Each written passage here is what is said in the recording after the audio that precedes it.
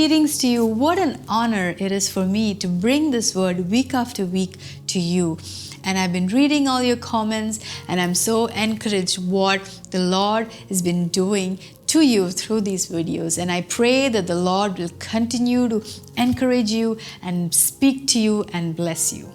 Have you wondered, when we have prayed and asked God for something, we have not necessarily gotten an answer directly?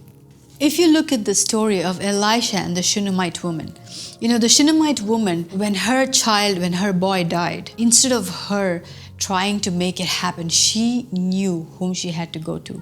She went to the prophet because God used the prophet to raise her son from the dead. And then if you look at the Israelites, they were crying out for help. They were crying for God to show up. They were being enslaved by the Egyptians, and then God raised a Moses to deliver the Israelites. Sometimes we are always looking for an angel to come and do a deliverance to us, but yet God is always in the business of using people. Many times we are like, okay, but I think I need to do this. I think I need to figure this on my own.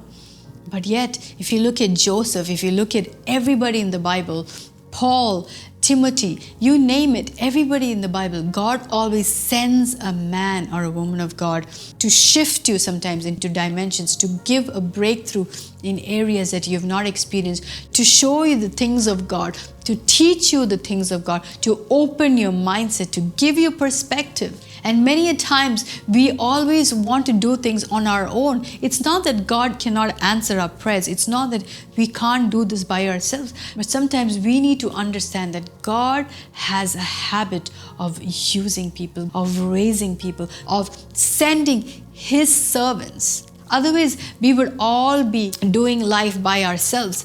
I believe that God wants us to take us from dimension to dimension, where we come to that place where we not fully rely on a man or a woman of God, where we are able to fully grow and conquer things. Even in order for us to do that, we need another person that the Lord sends. That is why it is so important, child of God, that the pastor or your man or woman of God that the Lord sends you.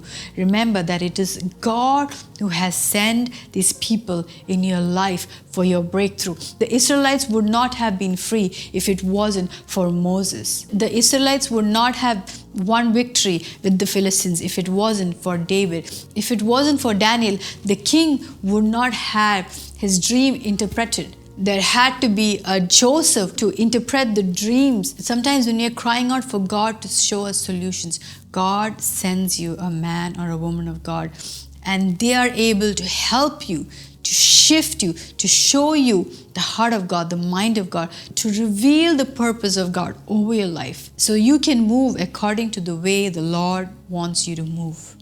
So, child of God, I want you to be encouraged. Don't be disappointed when you feel like God has not answered your prayers. You just need to look around you. You just need to know whom the Lord has placed over your life.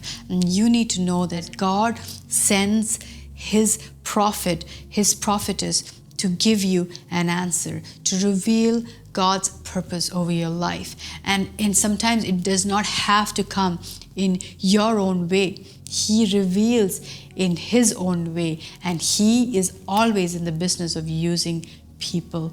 I hope that this has shifted your perspective, and this will encourage you even more. May the Lord continue to bless you. May your life be glorified, and may your life be a sweet fragrance unto Jesus, and may your presence be a sweet incense into heaven. God bless you all. Shalom.